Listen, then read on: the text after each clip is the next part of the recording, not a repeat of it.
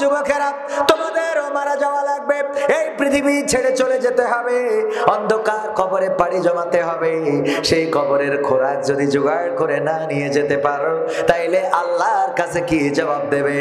আমার কলিজার টুকরা, আমার সাথে যারা একসাথে চলি, আমাদের রকি হোসেন আলামিন, অনেকেই অভিনয়ে দেখেছেন, একসাথে সঙ্গীতে দেখেছেন না দেখেন নাই। ওদের একটা বন্ধু ছিল আমারও পরিচিত, এমএম কলেজে পড়ে অনার্স মাস্টার্স পড়তেছে, মাস্টার্স করতেছে। এই ছেলেটা গতকালকে শ্বাসকষ্ট নিয়ে হাসপাতালে ভর্তি হয়েছে, আজকেই কবর দেশের বাসিন্দা হয়ে গেছে। মৃত্যু বলে কই আসে না। তুমি যুবক হতে পারো, তুমি কিশোর হতে পারো, তুমি তরুণ হতে পারো, কিন্তু তোমার মৃত্যুর কোনো বয়স আছে? মৃত্যুর কোনো বয়স নাই। আবার বৃদ্ধ মানুষ যারা, তারা যদি মনে করে আমি কালকেই মারা যাব, যতক্ষণ পর্যন্ত তার সময় না হবে ততক্ষণ পর্যন্ত মালাকুল মাউত মাথার কাছে আসবে। সুতরাং বৃদ্ধ মানুষ, বাবা বেঁচে আছে সন্তান নাই, এরকম হয় না? বাবা বেঁচে আছে সন্তান নাই, বড় ভাই বেঁচে আছে ছোট ভাই নাই। কবরে যাওয়ার পরে প্রশ্ন কয়টা? জোরে বলেন কয়টা? আরো জোরে বলেন কয়টা? আমার যখন ফুরাবে দিন, আসবে গহীন রাতি। আমার যখন ফুরাবে দিন, আসবে গহীন রাতি। থেকো আল্লাহ এ জীবনে, থেকো আল্লাহ এ জীবনে, হয়ে চির সাথী। আসবে গহীন রাতি। আমার যখন ফুরাবে দিন, আসবে গহীন রাতি। জীবন নদীর দুকুল জুড়ে আসলে অমানিসা, থাকবে না আর দু চোখে হায় একটু আলোর দিশা। জীবন নদীর দুকুল জুড়ে আসলে অমানিসা, থাকবে না আর দু চোখে হায় একটু আলোর দিশা। সেদিন আমার, সেদিন আমার, সেদিন আমার অন্ধ চোখে তুমি থেকো বাতি। আসবে গহীন রাতি। আমার যখন ফুরাবে দিন, আসবে গহীন রাতি। আমার বলে যেদিন কাউকে পাবো না, সেদিন আমার শূন্য হিয়ায় তুমি থেকো সান্ত্বনা, তুমি থেকো সান্ত্বনা। আখির আলো নিভে যেদিন মনে আলো দিয়ে, আসবে না কেউ অন্ধ চোখে একটু আলো নিয়ে। আখির আলো নিভে যেদিন মনে আলো দিয়ে, আসবে না কেউ অন্ধ চোখে একটু আলো নিয়ে। সেদিন আমার, সেদিন আমার, সেদিন আমার অন্ধ করে তুমি আলোর জ্যোতি। আসবে গহীন রাতি। আমার যখন ফুরাবে দিন, আসবে গহীন রাতি। থেকো আল্লাহ এ জীবনে, থেকো আল্লাহ এ জীবনে, হয়ে চির সাথী। আসবে গহীন রাতি। আমার যখন ফুরাবে দিন, আসবে গহীন রাতি। ঠিক না? আমাদের যখন দিন ফুরাবে, সেই দিনটা হয়ে যাবে রাত, আর চোখে কোনো আলোর দিশা থাকবে না। রাত নামবে, সেটা দিনে হোক অথবা রাতে হোক। বলেন ঠিক না বেঠে? এই বাংলাদেশে একটা ভাইরাল সবার মনে থাকার কথা লিখেছেন আব্দুল কাদের হাওলাদার রাহিমাহুল্লাহ। সবাই শুনেছেন গানটা, মনে করিয়ে কি দেব? বাড়িওয়ালা নাই রে বাড়ি নাই রে দুনিয়াতে, বাড়িওয়ালা নাই রে বাড়ি নাই রে দুনিয়াতে। শুনেছেন না? চোখেরই পলকে তুমি হতে পারো লাশ, চিরতরে বন্ধ হবে তোমারই নিঃশ্বাস, হবে আলাম তোমারই নাম মসজিদের মাইকে, হবে আলাম তোমারই নাম মসজিদের মাইকে। বাড়িওয়ালা নাই রে বাড়ি নাই রে দুনিয়াতে, বাড়িওয়ালা নাই রে বাড়ি নাই রে দুনিয়াতে, বাড়িওয়ালা নাই রে বাড়ি নাই রে দুনিয়াতে, বাড়িওয়ালা নাই রে বাড়ি নাই রে দুনিয়াতে। শুনেছেন না শোনেন নাই? সবার কানে বেজেছে না বাজে নাই? যেই লোকটা সতর্ক করলো চোখের পলকে তুমি লাশ হয়ে যেতে পারো, মসজিদে তোমার নাম এলাম হবে, আজকে অমুক আল্লাহর বান্দা মারা গিয়েছেন, তার জানাজা হবে অমুক সময়, সবাই আসবেন, এই কথা মসজিদে ভেসে আসবে। কবির বিন সামাদের নামও মসজিদে একদিন এলাম হবে না? হবে না? বিএনপির নেতাদের নাম এলাম হবে না? হবে না?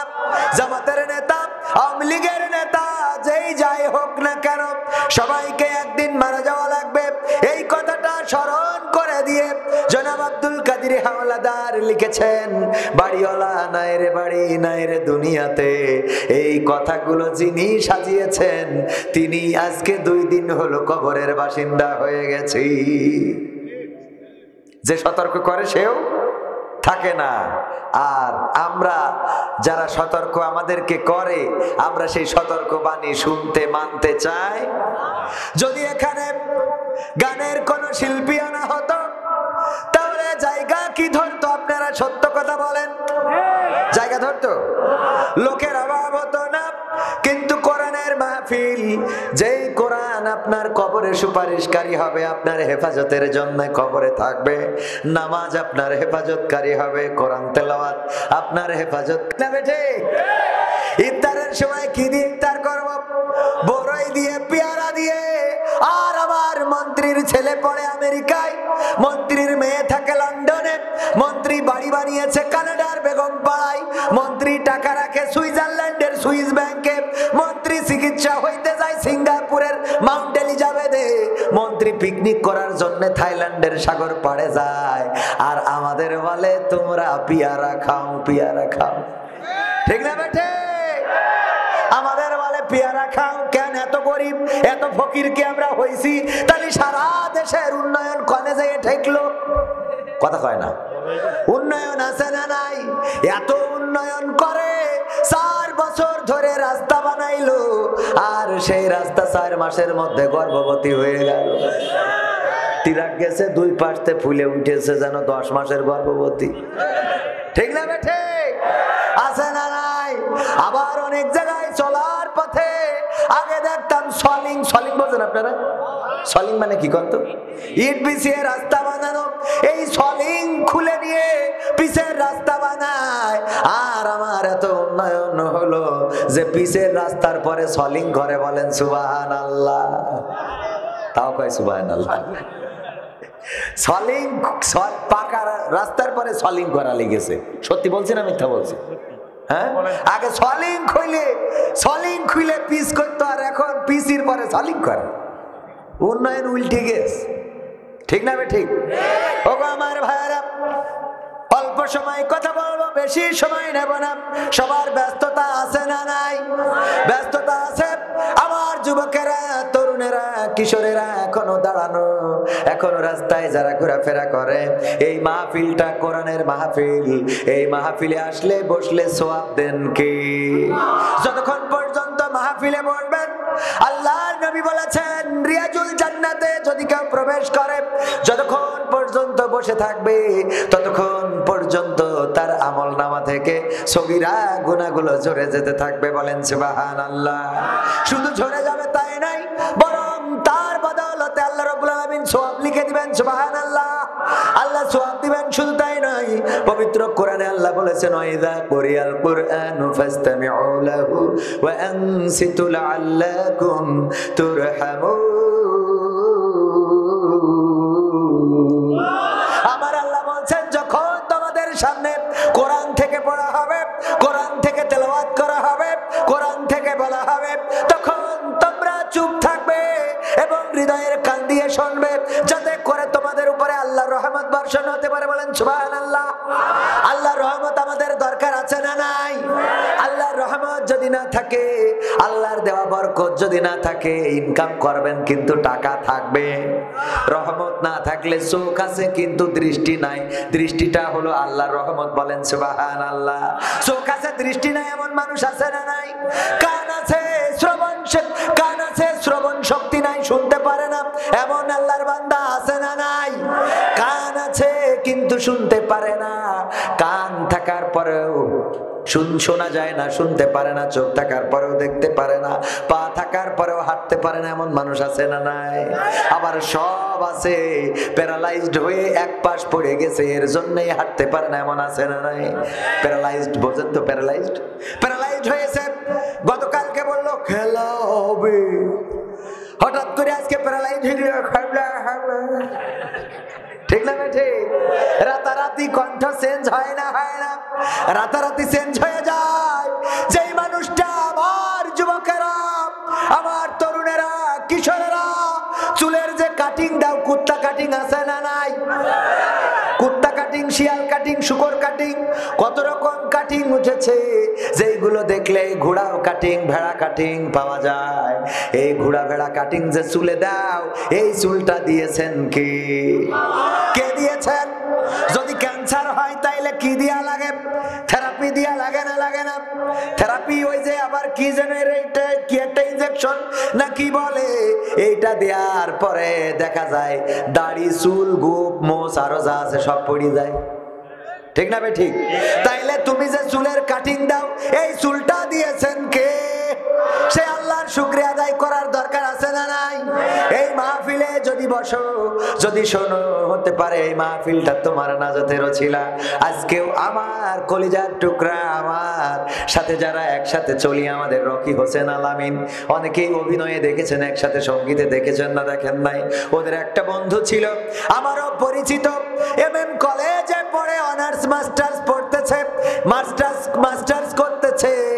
এই ছেলেটা গতকালকে শ্বাসকষ্ট নিয়ে হাসপাতালে ভর্তি হয়েছে, আজকেই কবর দেশের বাসিন্দা হয়ে গেছে। মৃত্যু বলে কই আসে না। তুমি যুবক হতে পারো, তুমি কিশোর হতে পারো, তুমি তরুণ হতে পারো, কিন্তু তোমার মৃত্যুর কোনো বয়স আছে? মৃত্যুর কোনো বয়স নাই। আবার বৃদ্ধ মানুষ যারা, তারা যদি মনে করে আমি কালকেই মারা যাব, যতক্ষণ পর্যন্ত তার সময় না হবে ততক্ষণ পর্যন্ত মালাকুল মাউত মাথার কাছে আসবে। সুতরাং বৃদ্ধ মানুষ, বাবা বেঁচে আছে, সন্তান নাই, এরকম হয় না? বাবা বেঁচে আছে, সন্তান নাই, বড় ভাই বেঁচে আছে, ছোট ভাই নাই। ও আমার যুবকেরা, তোমাদেরও মারা যাওয়া লাগবে, এই পৃথিবী ছেড়ে চলে যেতে হবে, অন্ধকার কবরে পাড়ি জমাতে হবে। সেই কবরের খোরাক যদি জোগাড় করে না নিয়ে যেতে পারো, তাইলে আল্লাহর কাছে কি জবাব দেবে? কবরে যাওয়ার পরে প্রশ্ন কয়টা? জোরে বলেন কয়টা? আরো জোরে বলেন কয়টা? 1 নম্বর প্রশ্ন, মান রব্বুকা, তোমার রবকে? আমরা আল্লাহকে কি রব মেনেছি? কথা কয় না? আল্লাহকে রব মেনেছি? ফজরের নামাজে আজান দিলে আপনার গ্রামে মসজিদে কতজন হয়? 5, 6, 7, 10, 15, সর্বোচ্চ হইলে 20। তাইলে আল্লাহকে যদি রব মানতেন, কম্বলটা কেমন করে মুড়ি দিয়ে শুয়ে থাকেন এইবার বলেন? আল্লাহ রব মানেন নাকি ভণ্ডামি? এটা কি? আল্লাহকে যদি রব মানেন, আল্লাহকে যদি রব মানেন, এখানে বিএনপির নেতা আছে না নাই? আছে তো। আমি এখানে আসার সময় সব জায়গায় নৌকা লাগাইছি, আর বঙ্গবন্ধুর ব্যাস, এই পাশে শেখ হাসিনার ব্যাস, লাগায় না লাগায় না?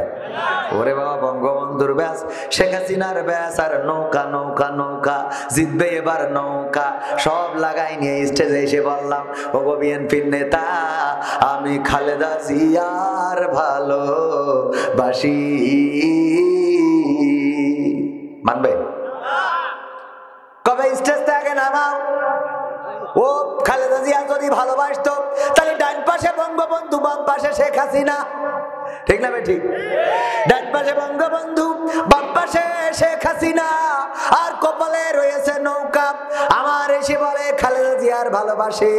যদি খালেদা জিয়ার ভালোবাসতো তাইলে ধানের শীষ একটা দুইটা থাকার কথা ছিল না? ছিল না? আল্লাহর যদি রব মানেন, বললেন আল্লাহ তোমাকে রব মেনেছি, আল্লাহ বলবে গতকালকে আমার কোরআন থেকে বয়ান হয়েছিল ওই মাহফিলে, আমার সেই কোরআনের বয়ান কি শুনেছিলে? আজান দিয়েছিল মসজিদে কি গিয়েছিলে? কোরআনটা কি পড়েছিলে? আমার রাসূলের সুন্নাহ কি অনুসরণ করেছিলে? বলবেন যে না। তাইলে কি অনুসরণ করেছিলে? আমার মার্কা হলো এই পাশে বঙ্গবন্ধু, এই পাশে শেখ হাসিনা, এই জায়গায় নৌকা, এই জায়গায় ধানের শীষ, এই জায়গায় দাড়িপাল্লা, এই জায়গায় হেফাজতে ইসলাম, এইগুলো থাকলো, আল্লাহ থাকলো না। বলেন দেখি আল্লাহকে আমরা রব, এই কথা বললে আল্লাহ মানবে নাকি? কথা কয় না? মানবে? আল্লাহ যদি রব মানতে হয় তাইলে আগে নামাজে সিজদায় পড়া লাগবে না? লাগবে না?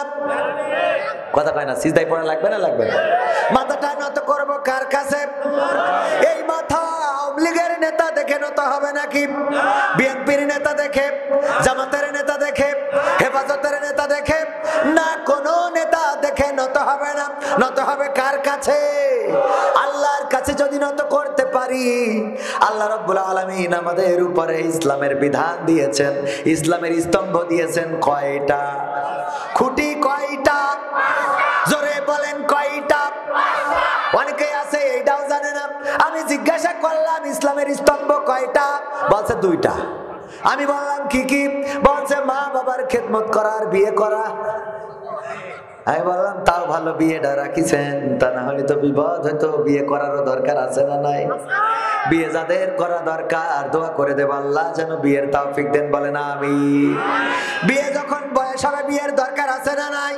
কত জায়গায় গেলে দেখি যুবকেরা চিঠি দেয়, হুজুর আমার আব্বা স্টেজের সামনে আছে, একটু বলে দেন ছেলের যেন বিয়ে দেয়।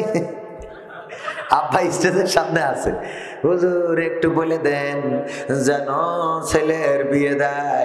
ও আমার ভাইরা, ও আমার মুরব্বী জনেরা, ছেলে যদি বিবাহ উপযুক্ত হয় বিয়ে দেওয়ার দরকার আছে না নাই? যদি বিয়ে না দেন, আর যদি ও অন্যের বেড়া ভাঙে, অন্যের ঘরের খাটের নিচে যদি ওর স্যান্ডেল জোড়া পাওয়া যায়, তাইলে এর জন্য আপনিও দায়ী। কথা কয় না?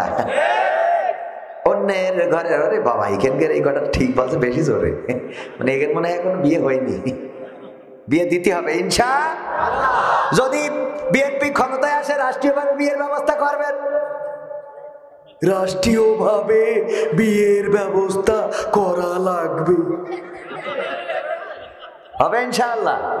মদিনাতুল উলুম জামে মসজিদের উদ্যোগে ৩য় বার্ষিক তাফসিরুল কোরআন মাহফিলের শ্রদ্ধাভাজন সভাপতি জনাব মোহাম্মদ মুস্তাকিম রহমান ডালিম সাহেব, ব্যবস্থাপনা পরিচালক ডালিম কোল্ড স্টোরেজ, এছাড়া প্রধান সহসভাপতি জনাব তৌফিকুল ইসলাম তপু সাহেব, প্রধান অতিথি হিসাবে থাকার কথা ছিল জনাব বখতিয়ার আহমেদ কোচি সাহেব, উনি আসতে পারেননি, কিন্তু বিশেষ অতিথি হিসাবে আমাদের মাঝে অনেকেই উপস্থিত হয়েছেন। তার মধ্যে ভার্চুয়ালে সংযোগ স্থাপন করেছিলেন আনিসুর রহমান বাদশাহ, তাছাড়া শাহাদাত হোসেন সাদো, মাহফুজুল হক চৌধুরী, জাহিদুল হাসান, হায়দার আলী সহ আরো অনেকেই আছেন। আলোচনা করেছেন হাফেজ মোহাম্মদ খায়রুল বাশার, হযরত মাওলানা মুসলিম উদ্দিন সালেহি, এবং আমার আগে আলোচনা করলেন শ্রদ্ধাভাজন বড় ভাই হযরত মাওলানা ইরশাদ আলী সাহেব দামাত বরকাতুহুম, মুহতামিম দক্ষিণ রঘুনাথপুর সাইদিয়া সিদ্দিকিয়া কওমি মাদ্রাসা।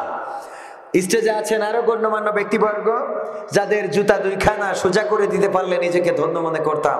আবার সামনে উপবিষ্ট দিনদার ইমানদার মুসলমান ভাই ও বাবাজিরা, পর্দার অন্তরালে মা এবং বোনেরা, সবাইকে আনুষ্ঠানিকভাবে আমি আমার অন্তরের অন্তরস্থল থেকে সালাম জানাচ্ছি, আসসালামু আলাইকুম ওয়া রাহমাতুল্লাহি ওয়া বারাকাতুহু। আমরা আল্লাহর শুকরিয়া আদায় করছি যে মহান রব বাছাই করে, একেবারে বাছাই করে পছন্দ করে, নিজে চয়েস করে যাদেরকে কবুল করেছেন, তাদেরকে এখানে আসার বসার তৌফিক দান করেছেন, সেই রবের শুকরিয়া আদায় করে বলছি আলহামদুলিল্লাহ। যেই সময় আমরা এখানে বসে আছি, এই সময় ব্যারিস্টার সুমন ডিম নিয়ে ব্যস্ত আছে না নাই? মানিক্কা বিসি নিয়ে ব্যস্ত, কথা কয় না। সালমান এফ রহমান তার দাড়ি নিয়ে ব্যস্ত, রাখবে না কাটবে, কথা কয় না। আরো আরো অন্যান্য ওলামায়ে কেরাম, গোন কামরুল সেও বলতেছে এই দিন না আর একদিন আছে, তা তোমরা যে দিন করেছিলে সেই দিনও তো তোমাদের এই দিন নিয়ে এসেছে কাছে, ঠিক না বেঠে? গোন কামরুল্লাহ, তারপরে আবু জাহিল্লার নাতিপুতি, আরো অনেক যারা এই দেশে ইসলাম চাই নাই, ইসলামী মূল্যবোধ চাই নাই, আলেম ওলামাদেরকে চাই নাই, তাদেরকে নির্যাতন, নিষ্পেষণ, জেলে ভরা, ফাঁসিতে ঝোলানো, এমনকি দেশ থেকে বিতাড়িত করেছে, বলেন ঠিক কিনা? আজকে কারাগারে যে কান্নাকাটি করো আর পলক বলে একটু দোয়া করি, একটু দোয়া করি, ঠিক না বে ঠিক? তোদের জন্য দোয়া তো আসে না, হাত তুললে দোয়া করলেও দোয়া উল্টো কাজ করে। কি কাজ করে? করে না, করে না, উল্টো কাজ করে। আমার কাছে একবার দোয়া ছিল, এক হাসপাতাল বাগেরহাটে গেছি মুহতারাম, তো বাগেরহাটে গেছি, এখন ওই এক হাসপাতালের কর্তৃপক্ষ এসে 1000 টাকা দিয়েছে, দিয়ে বলছে হুজুর আমার হাসপাতালে যেন বরকতায় দোয়া করে দেন। তো দোয়া করে দিচ্ছি, আল্লাহ এলাকায় সব রুগী বানাই দাও, তা না হলে তো হাসপাতালে বরকত হবে কি করে? তো এলাকায় আল্লাহ সব রুগী করে দাও যেন ভালো করে চিকিৎসা নিতে পারে। পরের দিন দেখি আমার পেজে মেসেজ দিয়েছে ঠিকানা tv.press-এ, হুজুর দোয়া করলেন কি আর হইল ডাকি কেন? বলছে আপনি কাল দোয়া করে গেছেন আর আজকে পুলিশে এসে 1 লাখ টাকা জরিমানা করতে গেছে। তাই বললাম দোয়া উল্টো কাজ করিছে। কারণ কি? কারণ হলো আপনারা দেশেন 1000 টাকা, সামনে যারা বসেছিল ওরা 5000 10,000 করে দিয়েছে, তাই দোয়া উল্টো হয়ে যাবে না, কথা কয় না? আল্লাহ কাকের পক্ষ নেবে? যারা বেশি দিয়েছে ওদের পক্ষ নেবে না, নেবে না? বেশি দিয়েছে, তুমি 1000 টাকা দিয়েছ, ওই জন্য দোয়া ঠিক আছে, আর কি করা যাবে? যাই হোক সম্মানিত ভাইয়েরা আমার, তো আমরা ওরা এখন দোয়া চাই, অথচ যখন সুযোগ ছিল তখন সুযোগগুলো কাজে লাগাই নাই, বলেন ঠিক কিনা? কতবার করে বললাম আলেম ওলামাদেরকে নির্যাতন করবেন না, নিষ্পেষণ করবেন না। বয়োবৃদ্ধ খালেদা জিয়া এই মানুষটারে অল্প কয়টা টাকার নামে দুর্নীতির মামলা দিয়ে কারারুদ্ধ রেখেছিল না? রাখে নাই? কারারুদ্ধ রেখেছে, বিদেশে চিকিৎসার জন্য যাওয়ার দরকার, তার বিদেশেও চিকিৎসা নিতে যেতে দেয়, কথা কয় না? দিয়েছে না? চিকিৎসা নিতে যেতে দেয় নাই। শুধু তাই নয়, আলেম ওলামাদের হাতে হাত করা, পায়ে ডান্ডা বেড়ি এমন ভাবে পরিয়েছে, পালানো তো দূরের কথা, নিজেরা ঠিক মতো হাঁটতেও পারে না। তাদের রিমান্ডে নিয়ে এমন নির্যাতন করা হয়েছে যে রিমান্ড থেকে যখন বের হয়েছে হাঁটার মতো শক্তিও ছিল, হাঁটার মতো শক্তি ছিল আলেম ওলামাদের? ছিল না। মামুনুল হক বাংলার বাঘ টাইগার, তার সাইজটা যেমন উঁচু লম্বা, দেখেছেন কিনা জানি না, সরাসরি যারা দেখেছেন তারা জানেন আহারে কেমন বড় মানুষ, অনেক সুঠাম দেহের অধিকারী। আমার মাহফিলে নিয়ে এসেছিলাম গত 27 অক্টোবর, এসেছিলেন আমাদের মাহফিলে। আমার মাহফিলের প্রধান বক্তা উনি ছিলেন। ঠিকানা তানজিমুল কোরআন ক্যাডেট মাদ্রাসা বলে আমি একটা মাদ্রাসা করেছি, সেই মাদ্রাসার উদ্বোধন উপলক্ষে উনি ছিলেন প্রধান বক্তা। বিশেষ বক্তা ছিলেন আমির হামজা এবং তৃতীয়তম ছিলেন আমাদের মাওলানা দেলোয়ার হুসাইন সাইদি রাহিমাহুল্লাহর সন্তান আলহাজ শামীম সাইদি সাহেব, এরপরে আরো অন্যান্য ওলামায়ে কেরাম। তাহলে বোঝেন কেমন মাহফিল। এই মাহফিলে নিয়ে এসেছিলাম, যেমন উঁচু তেমন, যেমন লম্বা তেমন আড়ে। অনেকেই বলে যেমন লম্বায় তেমন আড়ে। এই মানুষটাও যখন জেলখানায় গেল, এই মানুষটার হাতেও লাঠি দিতে হয়েছে না হয় নাই? সাপোর্টিং লাঠি দিয়ে হাঁটতে হয়েছে। আলেম ওলামাদেরকে নির্যাতন করা হয়েছে, নিষ্পেষণ করা হয়েছে। আলেমদের যে আলেমরা যেন এই দেশে থাকে না, সেই চেষ্টা, সেই বন্দোবস্ত করা হয়েছে, বলেন ঠিক কিনা? আল্লাহ রাব্বুল আলামিন পরিকল্পনা করলেন আর ওরাও পরিকল্পনা করলো। কার পরিকল্পনা বড়? কার পরিকল্পনা সাকসেস হয়? আল্লাহর পরিকল্পনা সাকসেস হয়ে গেল। ছোট ছোট বাচ্চা শিশুরা রাজপথে দাঁড়ালো আর ছোট ছোট বাচ্চা শিশুদের দিয়ে বিজয় এনে দিল। যেমন আব্রাহার থেকে আল্লাহ কাবা ঘরটাকে রক্ষা করেছিল, বলেন ঠিক কিনা? কাবা ঘরটা যখন ভাঙতে আসলো, আসলো আব্রাহার বাহিনী আব্দুল মুত্তালিবের উটগুলো দখল করে নিয়ে গেল। আব্দুল মুত্তালিব ফির চলে গেল। আব্রাহার তাবুতে যেয়ে বলল, আব্রাহা তোমার সৈন্যবাহিনী আমার উট দখল করে এনেছে।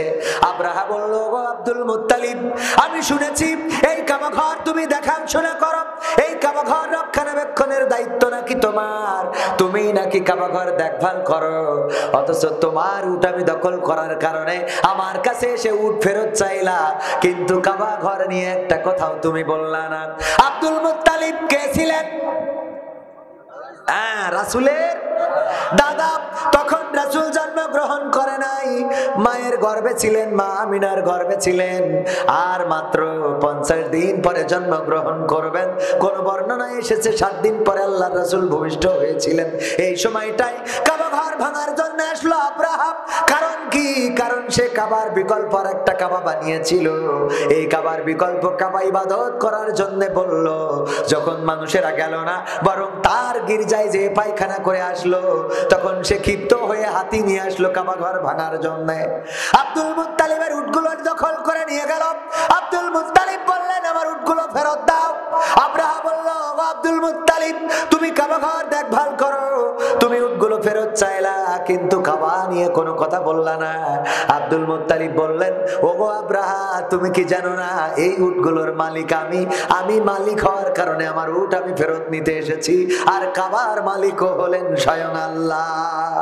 সুবহানাল্লাহ। কাবার মালিক কে? আমি যেমন আমার উটগুলো ছাড়িয়ে নিয়ে যাচ্ছি তোমার সৈন্যবাহিনীর কাছ থেকে, তেমন আল্লাহর যদি প্রয়োজন হয় তাইলে আল্লাহ তার কাবাটা তোমার সৈন্যবাহিনী থেকে রক্ষা করে নেবেন। বলেন সুবহানাল্লাহ। আল্লাহ রক্ষা করেছে না করে নাই? আল্লাহ রক্ষা করলেন কি দিয়ে? আলাম তারা কাইফা ফাআলা রাব্বুকা বিআসহাবিল ফিল। আল্লাহ রাব্বুল আলামিন নবীকে স্মরণ করিয়ে দিয়ে বললেন, ওগো নবী আপনি কি দেখেননি আমি হস্তি বাহিনীর সাথে কেমন আচরণ করলাম? আমি তাদের উপরে প্রেরণ করলাম ঝাঁকে ঝাঁকে পাখি, আর তারা নিক্ষেপ করলাম ছোট ছোট কঙ্কর, ছোট ছোট পাথর, আর এই ছোট ছোট পাথর দিয়ে আমি তাদের চক্রান্ত নস্যাৎ করে দিলাম, তাদের এমন অবস্থা করে দিলাম যে তারা পশুর চিবানো ভুসির ন্যায় হয়ে গেল। বলেন সুবহানাল্লাহ। আল্লাহ রক্ষা করেছে না করে নাই? ফিরআউনের হাত থেকে মুসা আলাইহিস সালামের বাহিনীকে রক্ষা করেছে না করে নাই? কেমন করে রক্ষা করলেন? মুসার বাহিনী বলছে, ওগো মুসার সাহাবীরা বলছে, ওগো মুসা আর বাঁচার কোন রাস্তা রইল না। মুসা আলাইহিস সালাম বললেন, কেন রাস্তা রইল না? কারণ সামনে পানি আর পিছনে ফিরআউনের বাহিনী। ঠিক না ঠিক? সামনে পানি পিছনে কি? আর আমার বোনেরা বলেছিল সামনে স্বাধীনতা পিছনে পুলিশ, মনে আছে না নাই? আমার বোনেরা বলল সামনে স্বাধীনতা পিছনে পুলিশ, সুতরাং স্বাধীনতার দিকে এগিয়ে যাব। যখন এমন দৃঢ় ঈমান থাকে তখন তাদের বিজয় কেউ ঠেকাতে পারে? কথা কয় না? পারে? পারে নাই সেই বিজয় ঠেকাতে। ওগো আমার ভাইয়েরা, মুসা আলাইহিস সালামের বাহিনী, মুসা আলাইহিস সালামের সাহাবীরা ভেঙে পড়লো, বলল মুসা আমাদের বিপদে ফেলে দিলে। কিন্তু মুসা আলাইহিস সালাম ভেঙে পড়লেন না, কারণ তিনি জানতেন অভিভাবক হিসাবে আছেন কি? অভিভাবক হিসাবে আছেন কে? আল্লাহর চেয়ে উত্তম অভিভাবক কি আর কেউ হতে পারে? আল্লাহকে যারা অভিভাবক মেনেছে তারা ফাঁসির কাষ্টে হাসতে হাসতে গিয়েছে, জেলখানায় হাসতে হাসতে গিয়েছে, রিমান্ডেও হাসতে হাসতে গিয়েছে, বরং তারা জানে আমাদের সব জায়গায় অভিভাবক কি। আর যারা আল্লাহকে অভিভাবক মানে না তারা তাড়াতাড়ি করে হেলিকপ্টার নিয়ে কোথায় গিয়েছে?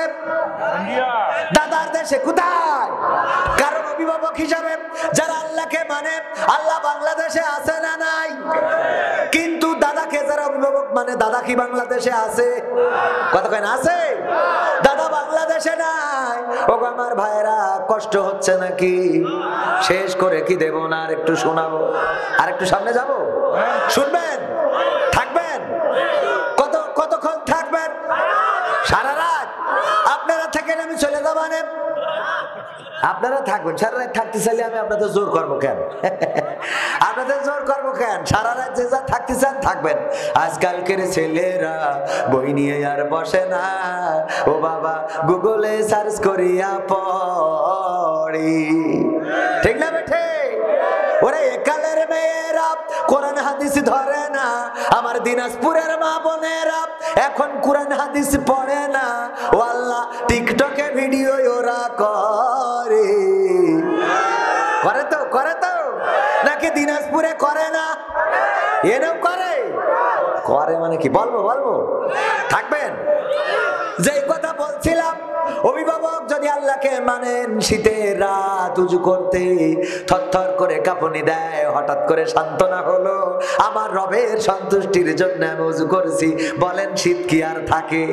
কম্বল থেকে বেরোতে মন চায় না, শয়তান বলে আর একটু ঘুমা, আর একটু পরে যাস, ঠিক না ঠিক? শয়তান বলে আর একটু ঘুমা। শয়তানের ধৈর্য এত ধৈর্য, আমি আমার যারা ছাত্র আছে তাদেরকে বলি, শোনো, তোমাদের ধৈর্যটা হতে হবে শয়তানের মতো, আর সাহসটা হতে হবে মশার মতো। ধৈর্য হতে হবে কার মতো? ধৈর্য শয়তানের মতো। কেমন শয়তানের মতো? যদি আমার ভাই কাউকে নামাজের জন্য দাওয়াত দেয়, একদিন দিল, 2 দিন দিল, 3 দিন দিল, 5 দিন দিল, 10 দিন দিল, এরপরেও যদি মসজিদে আসে না, বলেন উনি আর কি দাওয়াত দেবে? দূর হাত, তুই জাহান্নামে যা, ঠিক না ঠিক? বরং যদি পরে মসজিদে আসে, রাগ দেখাবে, তুই আসি কি করতি? বলবে না যে তোর এত করি ডাকলাম তুই আসলি না, তাহলে কি ধৈর্য আছে আমাদের? আর শয়তান দেখেন একেবারে আপনার শিশুকাল থেকে বৃদ্ধকাল পর্যন্ত আপনার পিছনে লেগে আছে যেন আপনি নামাজ না পড়েন। একদিনও ছেড়ে যায় নাই, ঠিক না ঠিক? একদিনও ছেড়ে যায় নাই, শয়তান লেগে আছে যেন নামাজ না পড়েন, যেন কোরআন না পড়েন, যেন কোরআন না শোনেন। শয়তান এমনকি মৃত্যুর আগ পর্যন্ত চেষ্টা করে যে ওর কি করে আমার প্রস্রাব খাওয়ানো যায়, ঠিক না ঠিক? তাহলে ওর ধৈর্য আছে না নাই? এমন তো হয়নি আমার ভাইজান নামাজ পড়া শুরু করেছে, শয়তান 3 দিন 4 দিন ধরে ধোঁকা দিলে, কিন্তু কাজ হয়নি বলে শয়তান বলছে যা তুই নামাজ পড়ি বেড়া, আমি আর তোর ধোঁকা দেবো না। বলে এই কথা?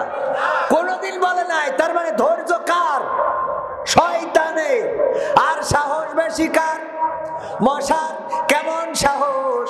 আপনার একটা থাপ্পড়ে সে মারা যাবে এটা জানে, তারপরেও কানের কাছে এসে বলে মকসেদ কি খবর, ঘুমাইছিস না জেগে? ঠিক না বেটি? মকসেদ জেগে আছো নাকি ঘুমাইছো? এই কথা বলে তারপরে আপনার রক্তটা চুষে নেয়। এর মতো সাহসী প্রাণী আমি আজ একটাও পাইনি। এবং আরো একদিক থেকে সাহস দেখেন, আমাদের চিড়িয়াখানায় উল্লুক, ভাল্লুক, বাঘ, সিংহ সবকিছু আছে না? যত হিংস্র প্রাণী আছে সব জেলখানায় আমরা খাঁচা বানায় ভরে রাখিছি না, রাখি নাই? কিন্তু মশা এত ভীতিকর প্রাণী যে আমরা ওদেরকে সব খাঁচায় ভরলাম, আর মশার ভয়ে আমরা নিজেরা খাঁচার মধ্যে ঢুকি, ঠিক না বেটে? মশার ভয়ে আমরা খাঁচার মধ্যে। সাহস আছে না নাই? ওগো আমার ভাইরা, আমি আলোচনা করব সূরা তাহার 55 নম্বর আয়াতে কারিমা তেলাওয়াত করেছি, মিন্নাহা খলাকনাকুম ওয়া ফিহা নুঈদুকুম ওয়া মিনহা নুখরিজুকুম তারাতান। এই আয়াতটা আমাদের মুখস্থ আছে না নাই? আছে না নাই? আমরা এই আয়াতটা পড়ি কোথায়? অথচ আমরা এই ভুলটা করি। এই আয়াত কবরে পড়ার জন্য নাজিল হয় নাই, এই আয়াত কবরবাসীদের শোনানোর জন্য নাজিল হয় নাই। এই আয়াতটা আর কবরের কাছে পড়া লাগবে না। কোন জায়গায় পড়া লাগবে ওইটা আজকে যশোরতে আইছি শিখাই রেখে যাব, শিখবেন। কারণ আমরা যদি ভুল করি তার মাসুল আছে না নাই? শেখ হাসিনাকে কত করে সাবধান করলাম, বাড়াবাড়ি ভালো, কিন্তু এত বাড়াবাড়ি ভালো না। কথা শুনলো না। এমনকি তার নেতা নেত্রীরাও বলেছে যে আমাদের কথা শোনে নাই। এই জন্যই নেতারা তাও অন্তত বর্ডারে বিসি ফাটাইলেও এই সে দেশে রয়েছে, কিন্তু উনি দেশে থাকতে পারে না, ঠিক না বেটে? কারণ বাড়াবাড়ি সীমা অতিক্রম করেছে, ঠিক না বেটে? বাড়াবাড়ি সীমা অতিক্রম করলে দেশে জায়গা হবে। এই দেশে কেন জমিনের বুকেও জায়গা হবে না? দেখবেন মোটরসাইকেল কিনেছে, নতুন বাইক পালসার অথবা RS1 নাকি এইসব উঠেছে, FZ5 নাকি আরো আছে। এই বাইক কেনার পরে আমার ভাইজান ওনার ছেলের হাতে দিয়েছে, উনি যদি 50-60 চালায় কোনো অসুবিধে আছে? কিন্তু যদি করে গিয়ার দেয় এই রাস্তায় যদি 300 তোলে, হয় পাতালে নাই কনে হাসপাতালে, হয় পাতালে না হয় এই ছাড়া আর কোথাও পাওয়া যাবে? কবির বিন সামাদ এক্সকরলাম, এই যে রাস্তা 50-60-এও চালানো যায় না, ওই গাড়ি যদি এখন 120-এ চালাই, বলেন দেখি আমার পাতালে না হাসপাতালে পাওয়া যাবে? এই দুই জায়গার কোন এক জায়গায় পাওয়া যাবে, হয় পাতালে চলে যাব, না হয় হাসপাতালে চলে যাব। তেমনি সীমা অতিক্রম যারা করে, মোটরসাইকেলেও দেখবেন, গাড়িতে দেখবেন মিটার 80 পর্যন্ত সবুজ অথবা 60 পর্যন্ত সবুজ, তারপরে হলুদ, তারপরে লাল আছে না নাই? যে লাল ওই জায়গায় দেখাই দিলে যে হাসিনা, এই লালের জন্য মিটার তুলে না তালি বলো দেশে জায়গা হবে না। ঠিক না বটে? মিটার কনে তুলিল? লালে তুলে ফেলিছে। কনে তুলেছে? লালে তুলে ফেলেছে। এই জন্য দেশে জায়গা হয়, আবার বলে চট করে ঢুকে পড়বো, পালাবো না। হ্যাঁ ভাইরা আমার, আলোচনা করব পবিত্র কোরআনের সূরা তাহার 55 নম্বর আয়াত। এই আয়াতটা আমরা কবরে যে পড়ি, কিন্তু একটা কবরের জন্য নাজিল হয় নাই। কবরে যে আমরা সতর্ক করি, সাবধান করি, কবরবাসীকে বলি মিনহা খলাকনাকুম ওয়া ফিহা নুঈদুকুম ওয়া মিনহা নুখরিজুকুম তারাতান উখরা। ওগো কবরবাসী, এই ওগো কবরবাসী শুনে নাও, এই মাটি থেকে তোমাকে জীবন বানানো হয়েছে, আবার এই মাটিতে তোমাকে ঢুকানো হলো, আবার একদিন এই মাটি থেকে তোমাকে জীবন্ত করে ওঠানো হবে। বলেন দেখি, ওই কবরবাসীর যদি 100 বার এই কথা বলেন, তাও ও কি আর হেদায়েতের পথে চলতে পারবে? চলতে পারবে? তাহলে ওর বলি লাভ কি? ওর বলি লাভ কি? এই কথা, একজন অ্যাক্সিডেন্ট করেছে, পা ভেঙে গেছে, আপনি তার হাসপাতালে যেয়ে সান্ত্বনা দিচ্ছেন, বলছেন যে ভাই অ্যাক্সিডেন্ট, এই জন্য সাবধান থাকতে হয়, অ্যাক্সিডেন্ট করলে পা ভেঙে যায়। তো ভেঙে তো গেছে, আবার পা ভেঙে যায়, আবার কি কথা কয় না? অ্যাক্সিডেন্ট করলে পা ভেঙে যায়, ও তো ভেঙেই ফেলাইছে, আবার নতুন করে কি ভূষণান আপনি। এই জন্য মরা মানুষকে যখন বলি মিনহা খলাকনাকুম ওয়া ফিহা নুঈদুকুম ওয়া মিনহা নুখরিজুকুম তারাতান উখরা, ওই মৃত মানুষটা যদি কাফন থেকে হাতটা বের করতে পারতো, তাহলে থাপ্পড় বসাই দিত। তাই বিয়াদব, আমার তো খেলা ফাইনাল, আমার তো খেলা আজকে শুরু। আমি তো মরে গেছি, মাটিতে বানাইলো, মাটিতে ঢুকাচ্ছিস, আবার মাটিতে উঠাবে, এ তো আমার বোঝা শেষ। আজকে আমার খেলা শুরু হয়ে গেল, বরং তুই সাবধান হ। ঠিক না বে ঠিক? তুই কি হ? সাবধান হ। এই আয়াতটা এসেছে ফেরাউনের জামানায়, আল্লাহর নবী মুসার কাছে আল্লাহ এই আয়াতটা প্রথমে পাঠিয়েছিলেন। আল্লাহ রাব্বুল আলামিন বললেন, মুসা যাও, ফেরাউনকে সাবধান করো, সতর্ক করো, বলো তুমি বর্ডার ক্রস করে না, তুমি সীমানা ক্রস করে না, ওই মিটারের কাটা লাল দাগে তুলে ফেলে না। কথা কয় না? লাল দাগে তুলে ফেলে না। মুসা বলছে, ওগো আল্লাহ, যদি ফেরাউন আমার কথা না শোনে তাইলে কি করব? আল্লাহ রাব্বুল আলামিন বললেন, তারে নরম করে সুন্দর করে বুঝাবা, মিনহা খলাকনাকুম ওয়া ফিহা নুঈদুকুম ওয়া মিনহা নুখরিজুকুম তারাতান উখরা। কোথায় নাজিল হয়েছে বুঝা গেছে? কার কাছে? মুসা আলাইহিস সালামের বলছে ফিরাউনে শোনাও, আর আমরা শোনাই কার? মরা মানসির। এই আয়াত প্রথমে শোনানোর কথাই বাংলাদেশে কার? শেখ হাসিনা। বুঝা গেছে? মিনহা খলাকনাকুম ওয়া ফিহা নুঈদুকুম ওয়া মিনহা নুখরিজুকুম তারাতান উখরা। ওগো শেখ হাসিনা, কেন এত বাড়াবাড়ি করো, কেন এত পিটাপিটি করো, কেন এত খুন করো, গুম করো, কেন এত ফাঁসির কাস্টে ঝুলাও, কেন এত মানুষের নামে মামলা দাও, কেন এত মানুষের নির্যাতন নিষ্পেষণ করো, কেন এত মানুষের ধরো মারো, পিতার সন্তান হারা করো, আর সন্তানকে পিতা হারা করো, মায়ের কোল খালি করো। ওই যে কাঁদে আবু সাইদের মা, রংপুরের মাটিতে বুকটা পেতে দিয়েছিল, পুলিশের কাছে বুক পেতে দিল, বিশ্বাস ছিল এই বুকে পুলিশ গুলি করবে না, কিন্তু এত স্বৈরাচার, এত বড় জঘন্য বাংলাদেশের এই বাহিনীটারে বানাই ফেলেছিল। যেই পুলিশ ওই বুকে গুলি করতে কার্পণ্য করে নাই, ঠাস ঠাস করে গুলি করে দিল। প্রথম গুলি পাওয়ার পরে আবারও বুকটা মেলে ধরলো, চিতিয়ে ধরলো, আবারও গুলি করলো। আমার আবু সাইদের মায়ের কোল খালি হয়ে গেল, বাবার কোল খালি হয়ে গেল। আমার মুগ্ধ যখন পানি দিয়ে বেড়াচ্ছিল, পানি লাগবে পানি, কে পানি নিবা, কার পানির দরকার, আমার কাছে পানি আছে, আছে বিস্কিট, কে নিবা, কে ক্লান্ত আছো, কে পিপাসার্ত আছো।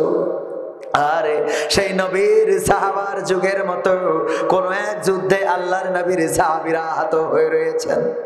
একজন চিৎকার করে বললেন, একটু পানি কি দেয়া যায়, কেউ কি আছো আল্লাহর বান্দা, একটু পানি যদি পান করাতে। একজন সাহাবী তাড়াতাড়ি করে পানি নিয়ে দৌড়ে আসলেন তার কাছে। যখন পানি পান করাতে যাবে, পাশ থেকে আরেকজন বললেন, কে আছো একটু পানি পান করাও। এই লোকটি বলল, আমার পানি খাওয়ানোর দরকার নাই, আমার পানি পান করানোর দরকার নাই, ওই সাহাবীকে আগে পানি পান করাও, আমার থেকে তার প্রয়োজনটা বেশি। যখন তার কাছে ছুটে গেল, ওই সাহাবী যখন পানি পান করতে যাবে, সেই সময় পাশ থেকে আরেকজন সাহাবী বলল, কে আছো একটু পানি পান করাবা।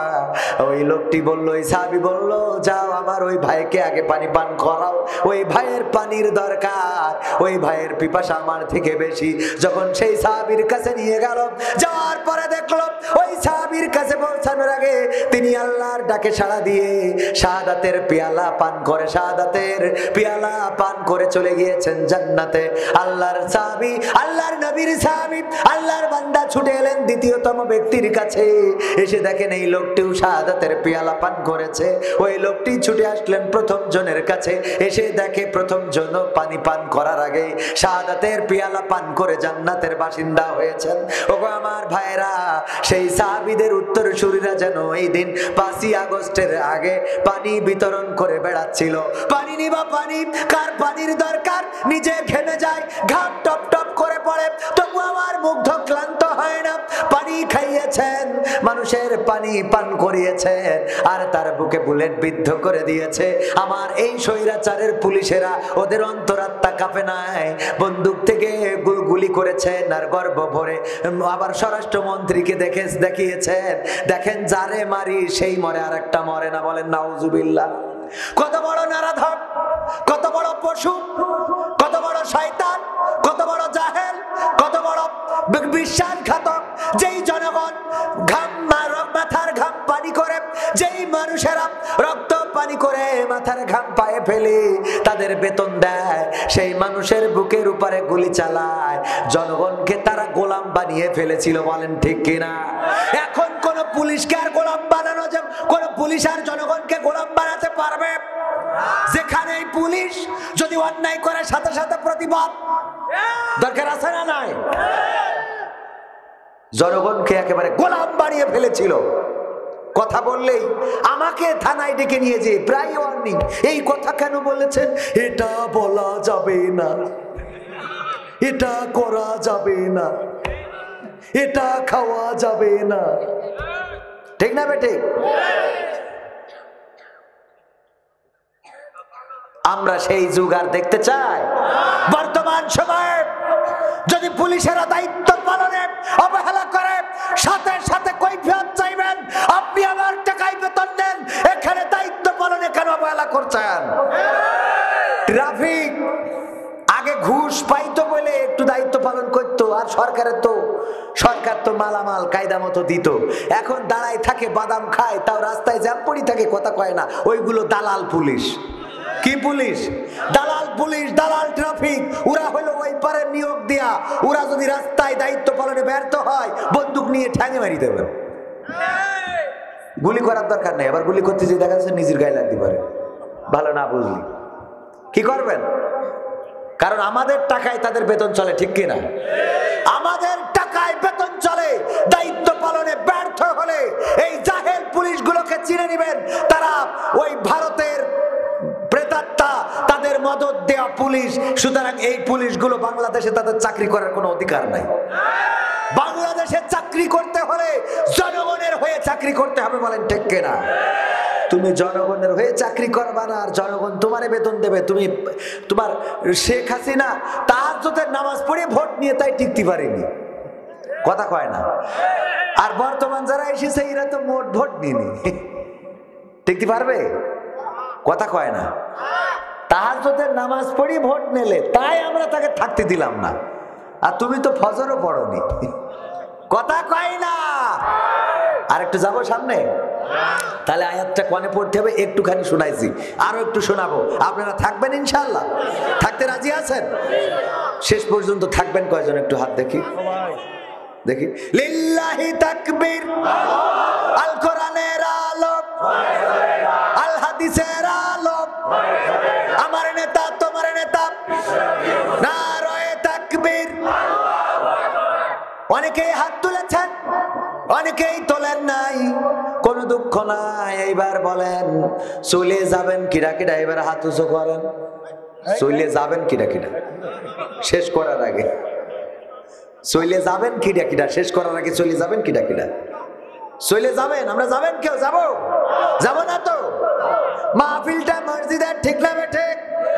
মসজিদের মাহফিল আমি দাওয়াত নেওয়ার সময় বলে দিই, যাই করেন তাই করেন, 12টার মধ্যে শেষ করব। এ ভাই, আপনি হাত তুলিলেন না?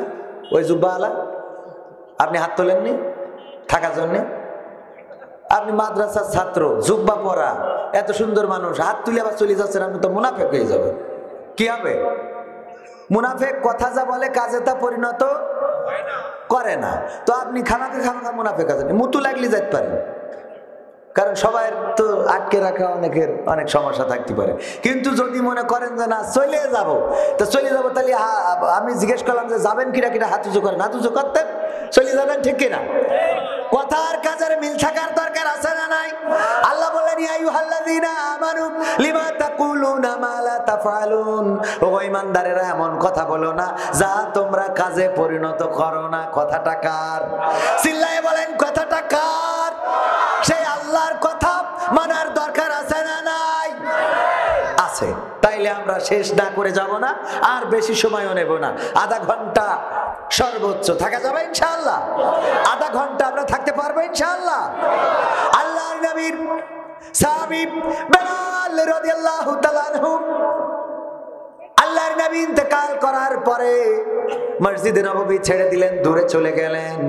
মসজিদে নববী ছেড়ে দেওয়ার পরে হঠাৎ করে একদিন মদিনায় এসেছেন। কারণ কি? স্বপ্নে দেখেছেন আল্লাহর নবী বলছেন, ওগো বেলাল, তুমি দেখি আমার কথা ভুলে গেলে, আমার কথা কি তোমার মনে পড়ে না? বেলাল চিন্তা করল রাসূলের রওজাটা জিয়ারত করে আসি। জিয়ারত করার জন্য যখন মদিনায় এলেন, মদিনাবাসী বলল, ওগো বেলাল, মসজিদে নববীতে আজান দাও, তোমার আজান শুনতে চায়। বেলাল বলল, মসজিদে নববীতে আজান দিতে বলো না, আমি আজান দিতে পারবো না। কেন পারবা না তা জিজ্ঞাসা করো না, আমি আজান দেব না। আল্লাহর নবীর নাতি ছিল হাসান এবং হুসাইন, দুইজন আল্লাহর নবীর নাতিরা এসে বলল, ওগো বেলাল, মসজিদ নববীতে আজান দাও। আমার নানা থাকতে তো তুমি আজান দিতে, কত সুন্দর তোমার সুললিত কণ্ঠের আজান আবার মসজিদে নববীতে শুনতে চায়। বেলাল বলল, ওগো আমার নবীর নাতিরা, তোমাদের কষ্ট দেব না, কারণ আমার নবী বলেছে যারা আমার হাসান হুসাইনকে কষ্ট দিল তারা যেন আমাকে কষ্ট দিল, যারা আমার হাসান হুসাইনকে আনন্দ দিল তারা যেন আমাকে খুশি করলো। বলেন সুবহানাল্লাহ। সুতরাং আমি তোমাদের কথা রেখে মসজিদে নববীতে আজান দেব। বেলাল রাদিয়াল্লাহু তাআলা আনহু আজান দেয়া শুরু করলেন। যখন বললেন আশহাদু আন্না মুহাম্মাদার রাসূলুল্লাহ, অমনি বেহুশ হয়ে পড়ে গেলেন। আল্লাহর নবীর সাহাবীরা সেবা করলেন, শুশ্রূষা করলেন। সেবা শুশ্রূষা করার পরে বেলাল রাদিয়াল্লাহু তাআলা আনহু হুঁশ ফিরে পাইলেন। তারপরে বললেন, ওগো মদিনাবাসী, আমাকে আজান দিতে বলো না, আমি আজান দেব না মসজিদে নববীতে। বলল, কেন আজান দিবা না? কি হয়ে গেল, কি ঘটে গেল, কেন বেহুশ হয়ে পড়ে গেলে? বেলাল বলল, ওগো আল্লাহর নবীর সাহাবীরা শুনে নাও, ওগো মদিনাবাসী শুনে নাও, আমি ইসলামের প্রথম মুয়াজ্জিন ছিলাম, আল্লাহর নবীর নিযুক্ত করা মুয়াজ্জিন। আমি যখন আজান দিতাম, তখন আজান দেওয়ার সময় যখন বলতাম বলতাম আশহাদু আন্না মুহাম্মাদার রাসূলুল্লাহ, অমনি দেখতে পেতাম মেহরাবের পরে বসে আছে আল্লাহর রাসূল। কত সুন্দর চেহারা। ওগো আমার নবীর সাহাবীরা, আজকে যখন আমি এই শূন্য মেহরাবটা দেখেছি আজানের সময়, তখন সহ্য করতে পারি নাই, আমি বেহুশ হয়ে পড়ে গেছি। নবী শূন্য মসজিদে নববীতে আমি বেলাল আজান দিতে পারবো না। জোরে জোরে বলেন আল্লাহু আকবার। কতটা ভালোবাসতেন এই নবীকে, কতটা ভালোবাসতেন। আর সেই নবী ইন্তেকালের সময় কারো কথা বলেন নাই, সন্তানের কথা বলেন নাই, স্ত্রীর কথা বলেন নাই। সেই নবী ইন্তেকালের সময় উম্মতি উম্মতি বলেছেন এবং নামাজের কথা বলেছেন। বলেন ঠিক কিনা? জানেন না? জানেন না? সেই নামাজ পড়া হয় কোথায়? মসজিদে।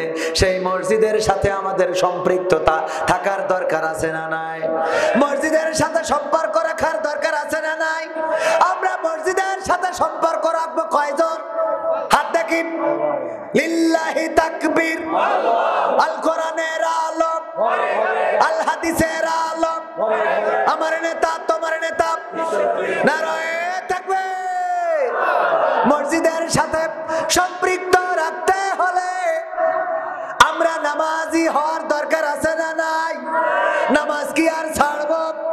না, নামাজ ছাড়বো না। রোজাটা ছেড়ে দেব না, রোজাও ছাড়বো না। আমরা যাকাতও দেব, হজও করব, টাকা থাকলে কিন্তু ন্যূনতম এই মসজিদের জন্য মাঝে মাঝে দান সদকার দরকার আছে না নাই? আছে না নাই?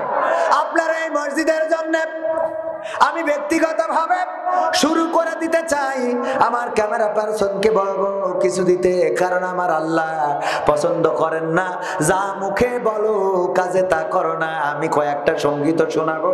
আমার সঙ্গীতের বই আছে, বেসিক নলেজের বই আছে, আপনারা সংগ্রহ করতে পারবেন। সঙ্গীত শোনার দরকার আছে না নাই? সঙ্গীত শোনাবো না? পর্দার অন্তরালে মা বোনেরা আছে, মা বোনদের জন্য একটু ওয়াজ করার দরকার। আমার মা বোনেরা এসেছেন।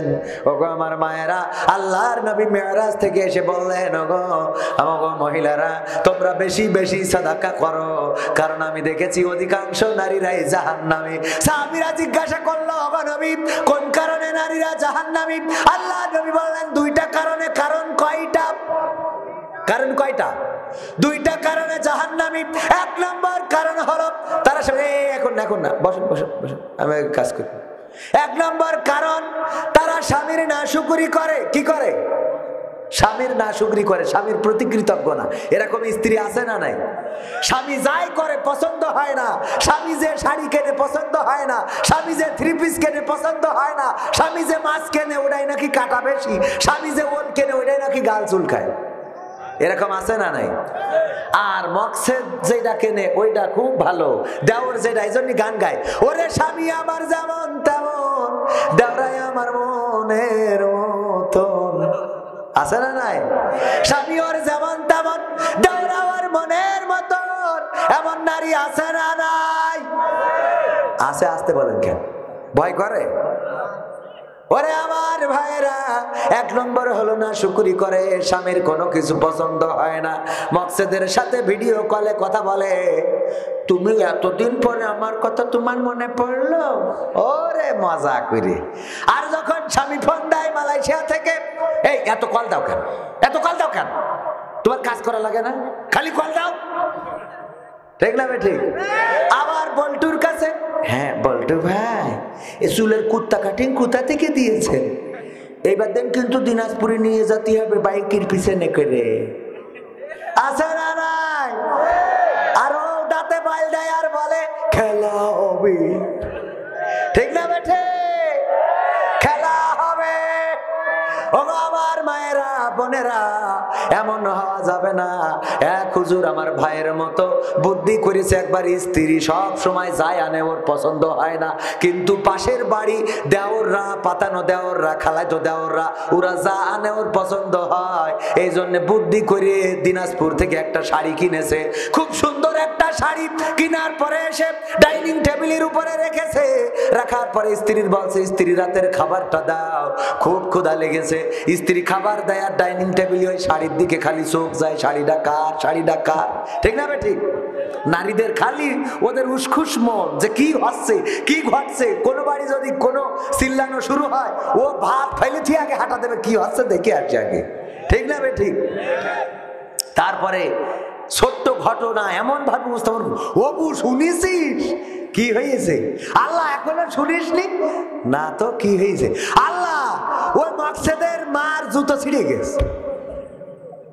মাকসেদের মা জুতো ছিঁড়ে গেছে, তাই এমন ভাবে বললো মনে হইলো যে ডোনাল্ড ট্রাম্প আবার ক্ষমতায়। ও না, ডোনাল্ড ট্রাম্প তো এখন ক্ষমতায়, ঠিক না? যাই হোক, এখন ভাইয়ের আমার তো বুদ্ধি করে উনি কি করিস, শাড়ি দিনাজপুর থেকে কিনে এনে ডাইনিং টেবিলে রেখেছে। স্ত্রী বলছে, স্ত্রী খাতি দাও, খাতি দাও, খাতি দিয়েছে। খালি শাড়ির দিকে চোখ যাচ্ছে বারবার, যে শাড়িটা আসলে কার। এক ফাঁকে বলেই বসলো, শাড়ি কার?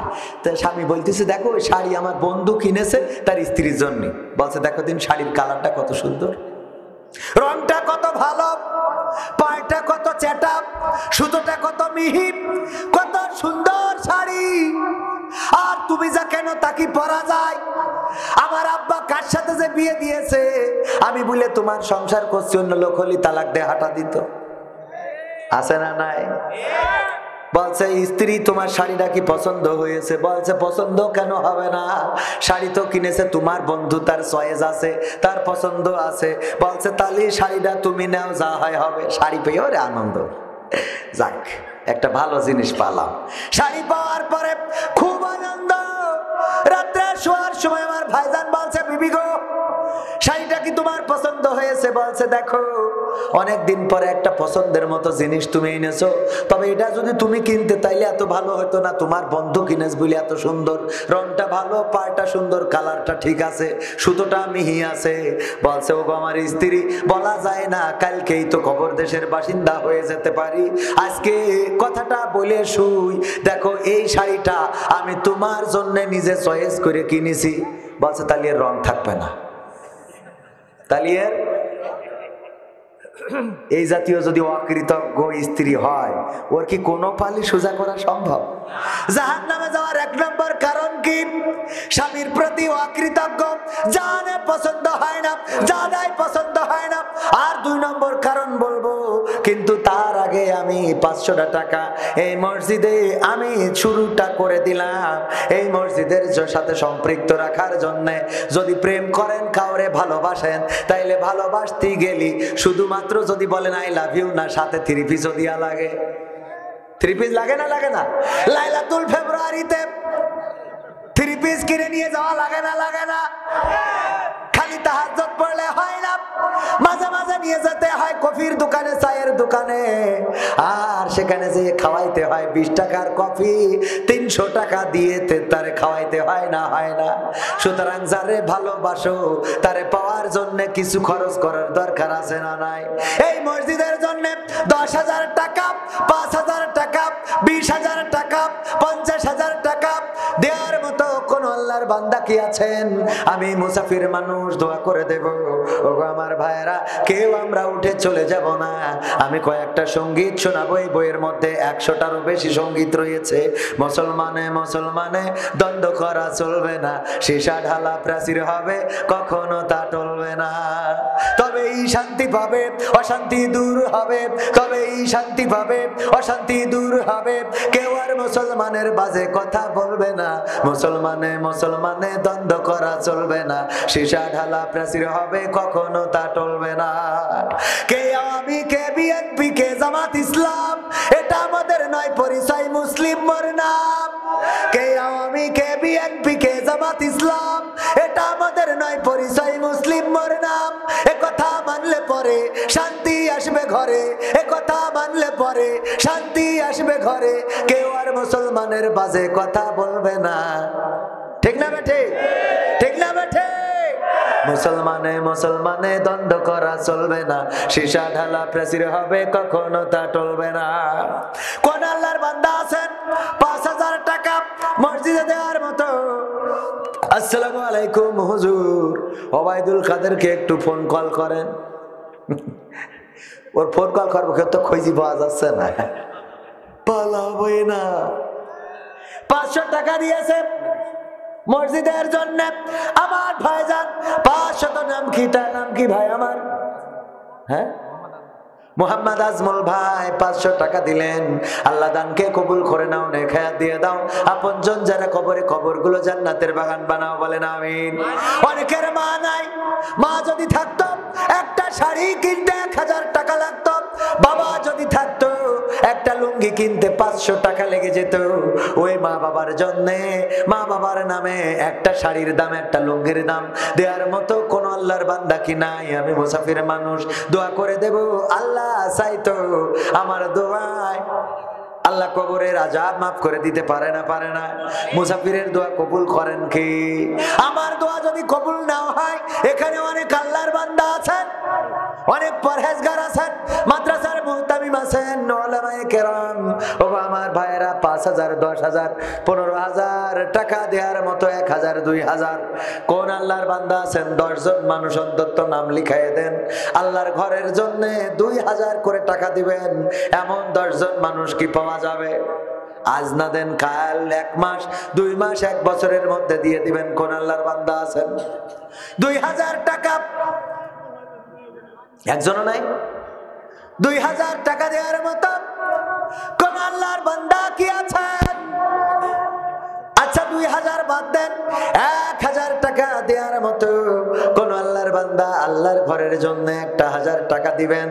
কোন আল্লাহর বান্দা 10 জন মানুষ অন্তত যদি দেন, তাও বুঝবো যে আল্লাহর মসজিদের সাথে সম্পর্ক রাখবেন। কোন আল্লাহর বান্দা? ওই যে আমার ভাইজান, নাম কি? হ্যাঁ, আব্দুল মালিক। লিল্লাহি তাকবীর, লিল্লাহি তাকবীর। আব্দুল মালিক, আব্দুল মালিক জিন্দাবাদ, জিন্দাবাদ। আমার আব্দুল মালিক ভাই 1000 টাকা দেওয়ার জন্য প্রথম জন নাম লিখালেন। আল্লাহ তার দানটাকে কবুল করে নাও, স্ত্রী সন্তানদেরকে হায়াত দিয়ে দাও। আল্লাহ আপনজন যারা কবরে, দাদা দাদি, নানা নানি, কবরগুলো জান্নাতের বাগান বানায়া দাও, বলেন আমিন। 2 নম্বর, কোন আল্লাহর বান্দা আছেন ভাগ্যবান?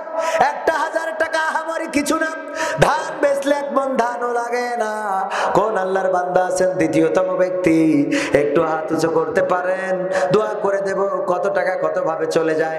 হাসপাতালের বিছানায় কোনো কারণে যদি পেশাবটা বন্ধ হয়ে যায়, হঠাৎ করে অ্যাম্বুলেন্স ডাকা